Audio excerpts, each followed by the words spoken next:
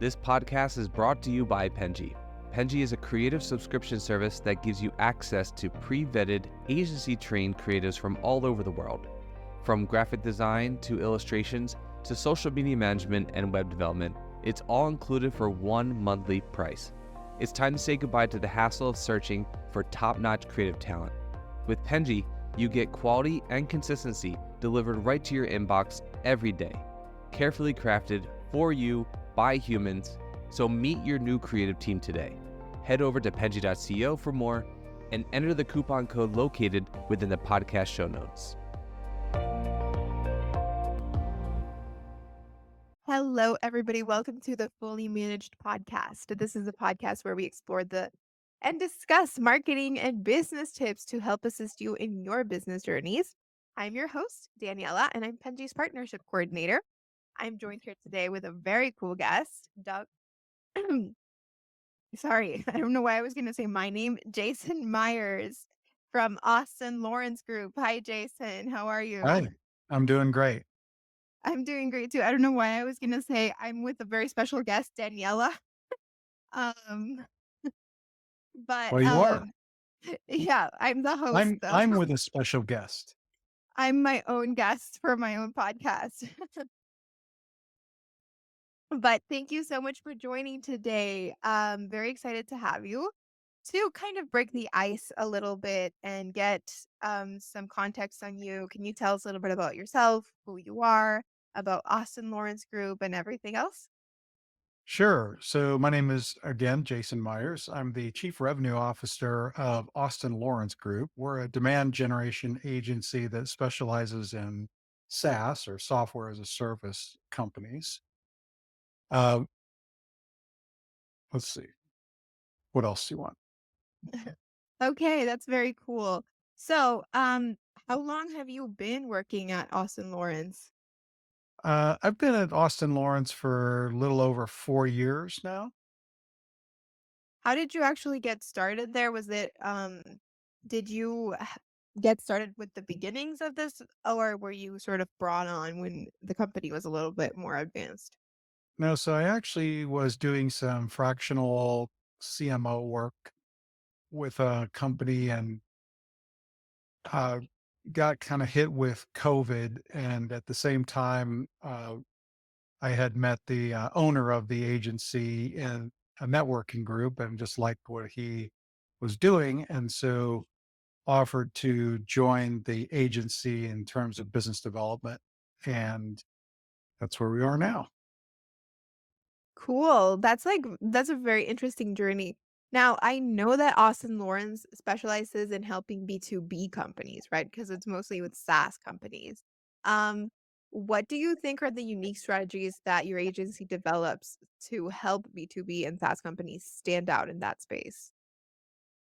So in the SaaS world and probably some other B2B companies as well, but definitely in software, you have what's emerged over the last 10 or 15 years called the predictable revenue model. And that's was originally came out of a book from Aaron Ross and out of Salesforce, published in 2011. And what it did was it tried to compartmentalize some of the sales uh, functions into more of a factory setting, I guess you could call it. So, in other words, we have marketing that's supposed to serve up leads, and you have a business development or sales development rep follows up on those leads, nurtures them, calls the people, and tries to set appointments, and then hand over those appointments to an AE who closes the deal. Problem with that is that that model worked really extremely well when there wasn't a barrage of content out there. So in the year of, 2010, 2011, there was not a lot of noise. And so, getting to the inbox was easy. People still picked up the phone. Uh, and today, the problem is that the buyer has changed a lot of how they buy. So they don't necessarily go to Google first thing. Back 10 years ago, we were talking about how I don't know, 70, 80% of journeys start at Google, right? You've probably seen that stat.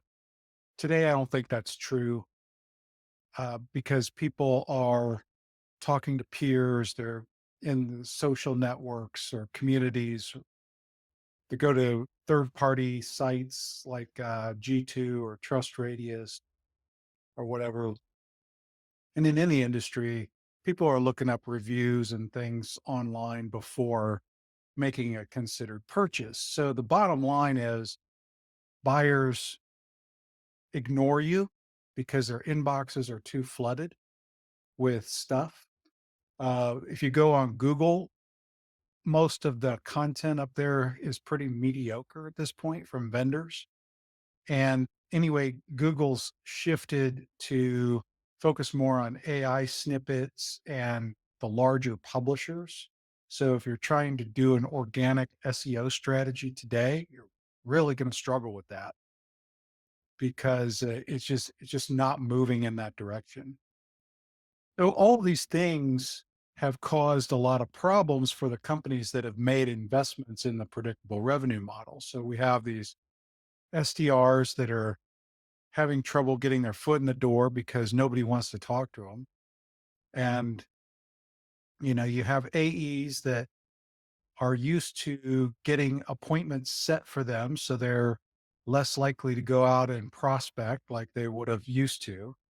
And then you have marketing in general that is struggling to serve up content that moves the needle. So, like, people just don't pay attention to it anymore, especially with email marketing or even advertisements. So, cutting through that clutter is the big problem today.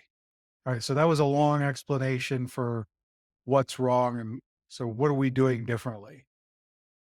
So, on a lot of fronts, uh, so first of all, we're taking a look at messaging first and foremost, because the biggest problem for B2B companies that sell to uh, usually committees, buying committees, is that they lose out not a lot to competitors, but to no decision. And what that means is that if somebody doesn't think that this is a problem that's big enough that it's worth solving, they're not going to take action on it. And when you have a buying committee, you have to convince everyone in that buying committee not only that you have a problem, but you have a problem that's worth solving. Now, back to messaging, right? And almost no messaging addresses or talks about the problem or getting agreement on that problem in the messaging. And so, like, I review like hundreds of websites and advertisements and things like that. And then in the B2B world, like overall, like I would say upwards of 80, 90% are just ineffective because they're not talking about anything that is going to catch somebody's attention. So, for example, if you're putting out a LinkedIn ad, if you're not talking about the problem, if I don't immediately recognize that as a problem that I have to solve, I am not doing anything with that ad. I'm not downloading your white paper. I'm not clicking into your landing page. I'm not doing anything. I'm moving right past it.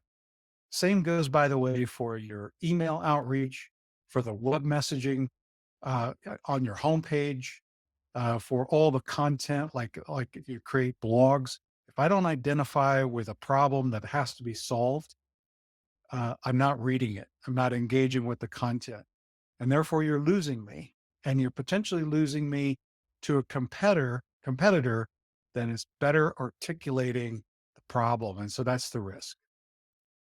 And better giving you a solution, right?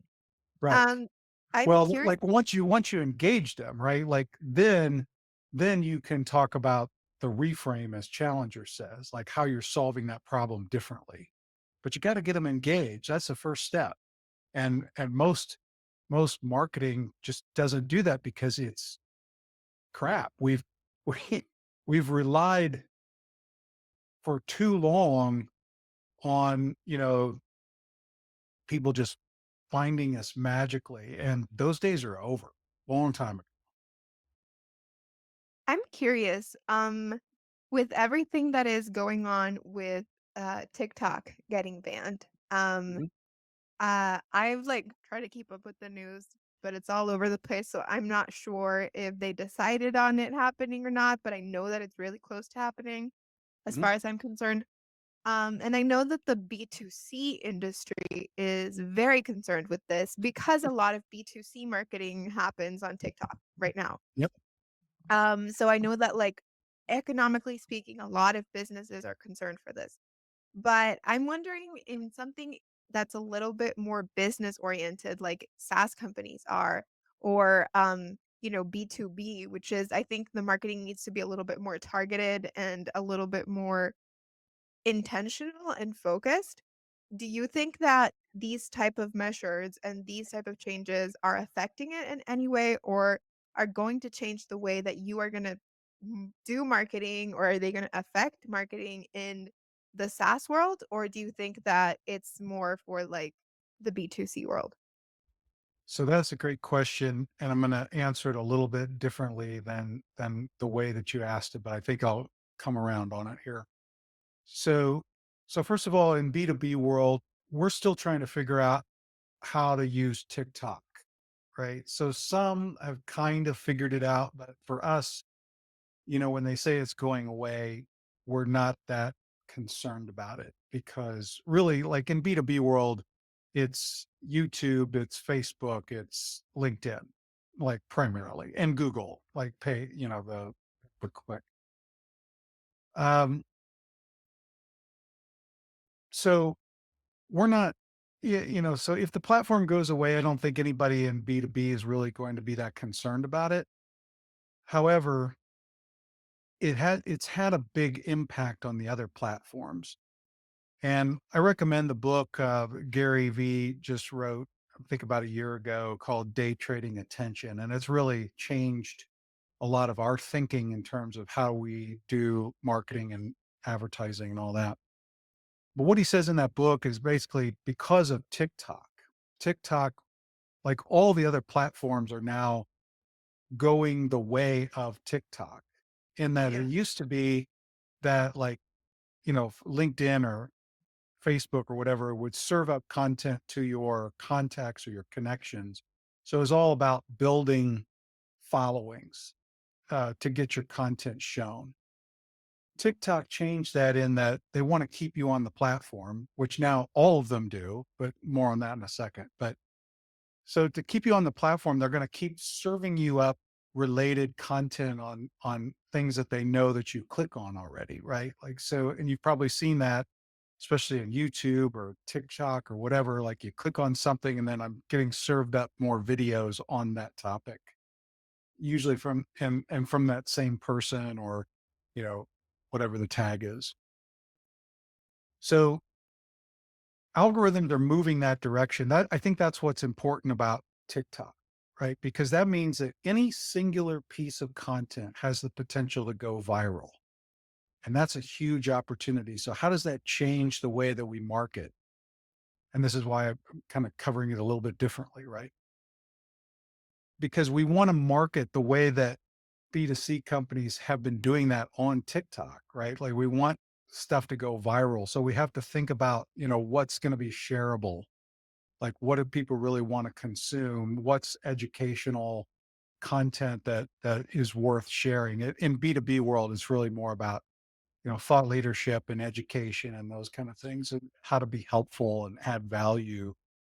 And that's how you get things to go viral.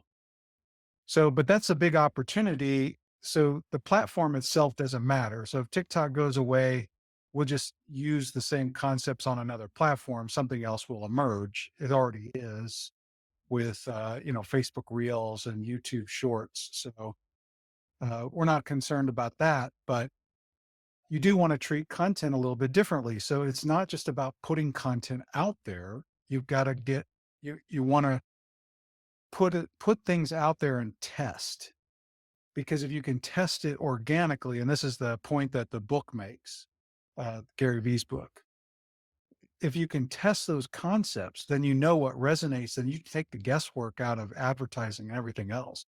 So if I can get something to go viral on LinkedIn and I understand why, then I can build an ad around it and put some ad dollars to extend that concept. And now I'm not wasting money because I know it's going to resonate. That's how it's changing. It's kind of flipping the whole, I don't want to say agency model, but the whole model of how we've guessed essentially about what our clients are going to care about. And instead, now we have the opportunity to test and learn and, and save money. Yeah, I mean, I totally agree. I always ask this question because I'm curious. I think a lot of there's like a misconception that this platform is mostly for young people, which it is. And it is very like youth focused, and a lot of the content is for youth. But I think it has had a big impact in the marketing world, even if it's not directly, right? So I think any changes that happen within that platform, whether it's the banning and it going away or staying and then getting fuller force, is changing a lot of the landscape the same way that Facebook did when it started, Like, so I always want to ask this question to people to kind of get their perspective, and also depending on what sort of niche they're in, right? Hmm. And I Yep. have seen some SaaS companies dipping their toes in TikTok marketing, which is really interesting because I never thought I would see them, gravitating towards that route. It's very interesting. I think I saw Zendesk. I don't know if you're familiar with that I am. platform. It's Uh-huh. like for customer service. They started doing a lot of like TikTok marketing and very like also very youth focused. They were doing like fun trend videos. And I was like, it's really weird because I've never pictured Zendesk to be wanting to like target this sort of certain group of people. Yeah, ClickUp is another one to look at. They do a lot of really creative advertising, and I know that they've got some TikTok ads as well. But I really like their model. And uh, if there's any question as to whether creativity wins the day or not, ClickUp went from 60 employees to over 1,000 in about a year and a half. So, Wow. say, yeah, it works if you do it right. Yeah, totally. And I think it's just like also a matter of targeting. I think there's a lot of people who want to get in on the hype, but it might not be the best fit for them, right? If you're a small business owner, if you're a startup, like I think it really depends on the industry and the niche, which actually brings me to my next question.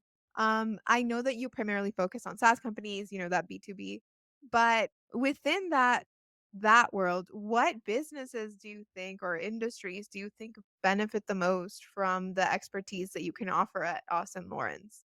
From everybody that you've sort of seen come through since you've been working there. So, really, anybody that's B2B that has a sales force or a salesperson has to connect with a prospect before it becomes a deal on the table can benefit from our services because that's the true difference between B2B and B2C marketing. Like in B2C, I've got to drive that whole process myself because it's not cost effective to put a salesperson in front of it. But then we're also talking about lower dollar uh, issues as well. So on the B2B front, or where you have a salesperson, that's usually bigger deals. They're much more complex. They take some prescription um, before it becomes an opportunity. And the reality is just it's just harder to for salespeople to get in front of enough prospects to make their quotas. And so that's really where we are the most benefit.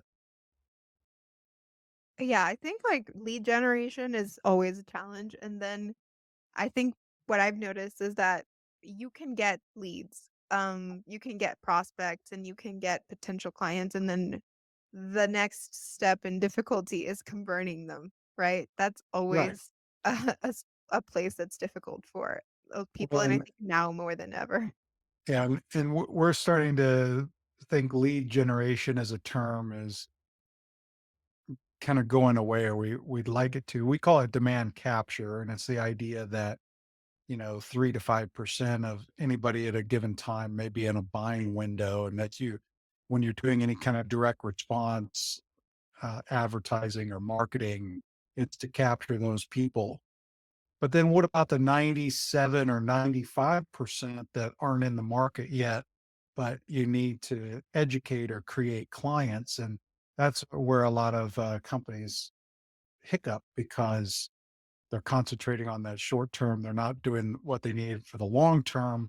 And so they're always having to fight getting in front of customers. And as it gets harder every year to get in front of it, that's why the revenues start to go down, because they haven't done the hard work of creating customers over the long term. Yeah, I think that's a huge problem nowadays, and I think with just, like, oversaturation of content, it doesn't help because I think we have a lot of jaded customers who are just don't have the patience to, learn more, right? Well, that's right. Like, if there's a lot to look at, right? Like your Yeah, content, like I said, you can't get away with just putting content out there. It's got to be good and useful. The way digestible. that you find it is you put a lot out there and see what resonates, and then you put the development dollars and time around the concepts that really resonate.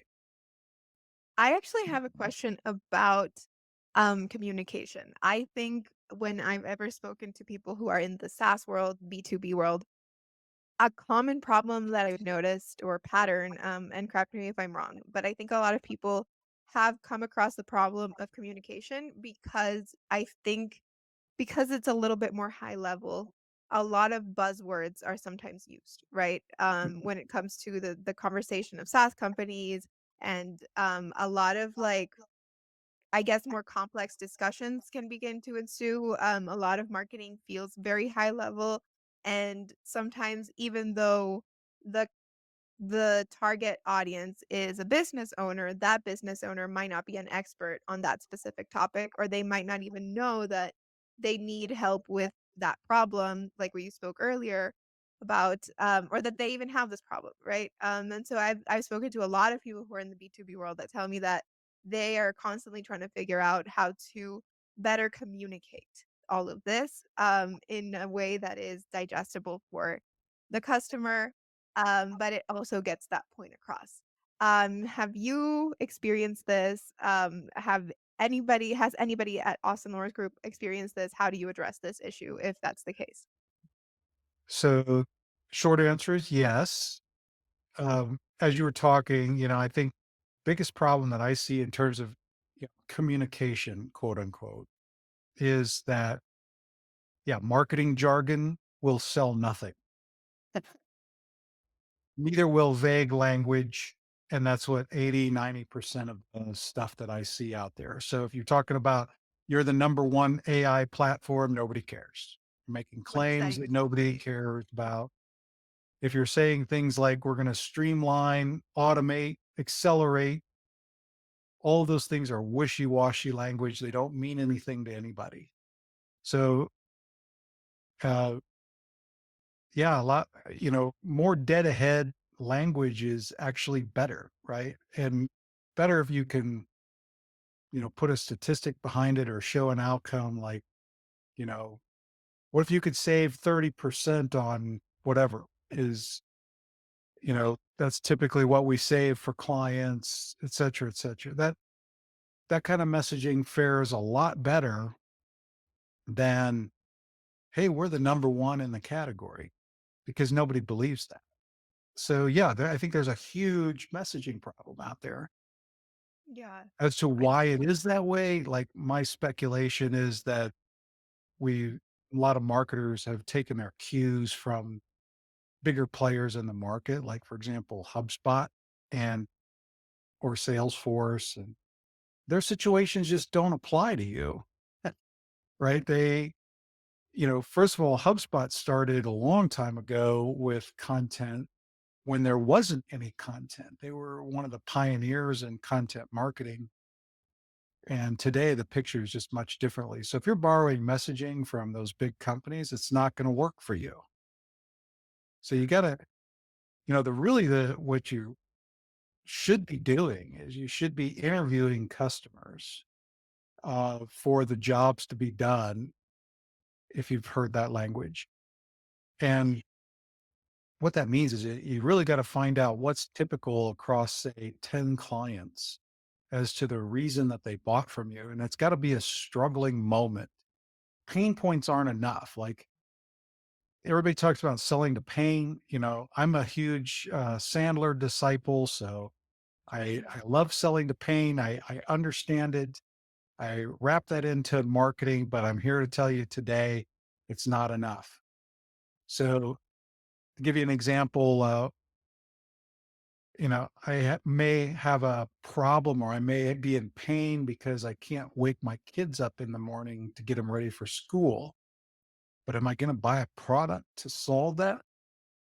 So in other words, I may have that problem. I may agree it's a problem, but if it's not worth solving, I'm not doing anything. And so you got to create those compelling cases as to why I need to solve this problem now before I'm going to be paying attention. And that's what you want to do. Or if it's not worth investing in solving, right? Because I think Right. everybody wants to see if they can solve that problem without money first. Like, I can get my Yep. kids in line, and then I'll think about buying something to Right. have, like, Yeah, well, that's another issue. And way too often do we engage in demos and things like that in the software world where like we're getting somebody that might agree that it's a problem. They take it and they just it's not a big enough problem to solve. So it just dies and they lose to yeah. no decision. And that's what's happening like over half the time when they lose deals. Yeah, and I think it's a lot of, like, the case of also when you ask, I don't know how that phrase goes, but it's like when you ask a person, um, about transportation and then they say they want faster horses instead of, like, cars, and you have to, like, give them a car. Like, "No, you don't want a faster horse, you want a car," right? Well, right. And that kind of goes along with challenger sale methodology that we like a lot in terms of messaging because it starts with getting problem agreement. And then once you attract the people that agree that this is a problem that's worth solving, now I can easily point out deficiencies in the ways that companies try to solve it today and then provide your reframe. And that's how you're solving it differently. That's the challenger model, and we think and it works not only for, one-to-one conversations, but it also works in marketing messaging. That's what we should be striving for, is how do we attract people that agree this is a problem because, then I want like, makes my job as a salesperson a hell of a lot easier. Yeah. And I think just, like, more, believable, Well, right? sure. Yeah, because like, yeah, if a prospect is reading all of your information and they're like, "Yeah, I agree, this is a problem. I really like the way that this company's solving it." How hard is that gonna be to close that, right? Yeah. And are How they hard gonna is be it? looking at competitors? They may be doing it because their procurement requires them to look at, 2 other companies, but I guarantee if you're the one that educated them, you're not gonna have a problem with the competitor. They're gonna be a lot more willing to trust you, yeah. Yeah, No. right. Well, yeah, right, exactly. Well, Jason, it's been so cool to talk to you. I think you have like a really I always enjoy talking to people who clearly have a lot of experience because there's a lot more weight to the words that you say. Um, I also speak to a lot of different kinds of people, and I think your knowledge and expertise have been really great. Before I let you go, though, I do have a game prepared for us. I don't know if you're down to play. I'm down, yeah, let's play. I don't even All know what right. it is, but I'm ready. So we're winding down a little bit. Let's forget about marketing. Let's forget about B2B. Let's forget about SaaS companies for a second. And I'm going to ask you 20 questions, or I'm going to attempt to go through 20. Um, Okay, and then we're going to do a rapid fire 1 minute timer on my phone. I'm setting it right now. And as soon as the minute is over, we'll see how many questions we got through. And okay, if you got through 20, you'll be the winner. The first winner that I have on the show, nobody ever gets through 20 questions. So that's okay. a little bit of pressure for you. That's rough. It feels like the, end of password. Yeah, literally. Like I you were like this is the hardest part of the interview. All the other questions, They were easy compared to this. Okay. So ready? Yep. All right, let me start it now. Coffee or tea? Coffee. Early bird or night owl? Early bird. Favorite social media platform? LinkedIn. Go-to karaoke song? Mm, pass. Books or podcasts? Books. One word that describes you.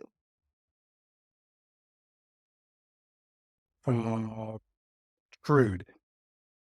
Dream vacation destination. Mexico. Most used app on your phone. Email. Favorite emoji. The wink. Hidden talent. Jazz piano. Go-to comfort food. Chocolate. Superpower you want to have for a day. Invisibility. That was the timer. Not bad, Oh. Jason. We got through 11 questions. Oh, that's not even close to 20. You know, I've had people who've done worse. So if that helps you for I had one person who got through like 5 questions because they thought about the karaoke song too much. Yeah, that's a tough one. Like, Yeah, I know. I wouldn't be able to answer that either. Like, I mean, I guess now because I ask it, I would probably prepare something, but yeah, on I the need to spot, prepare for that answer. yeah, on the spot, I couldn't think of it. I don't do karaoke, so I totally get it. Um, but don't worry, you did great. Thank you so much for doing this, Jason, today with us. Before we end the show, I do want to give you the space to plug anything that you want to plug. If anything that you said resonated with our viewers, the space is yours to tell them where to go right now. Yeah. So if you're a B2B software company or in B2B and feel like you need some help with messaging, we do offer a free review. So I'll go look at your messaging that could be for ads, content, website, or whatever, and suggest some things that hopefully will help you convert more qualified leads into sales conversations. Amazing. Yeah. I will be adding the links to this at on the description of this video. And for anybody who is on the listening side, go to the video and you'll find the links. Thank you, everyone. And thank you, Jason, for doing this today. I will see you on the next episode. You bet. I enjoyed it. You've been listening to Fully Managed, brought to you by Penji. Check out the show notes to learn more about today's guest. And to learn more about Penji, the human-first creative subscription service, head over to Penji.co. And by the way, if you're still listening, it would mean the absolute world to us if you were to share this podcast with a friend and, of course, subscribe.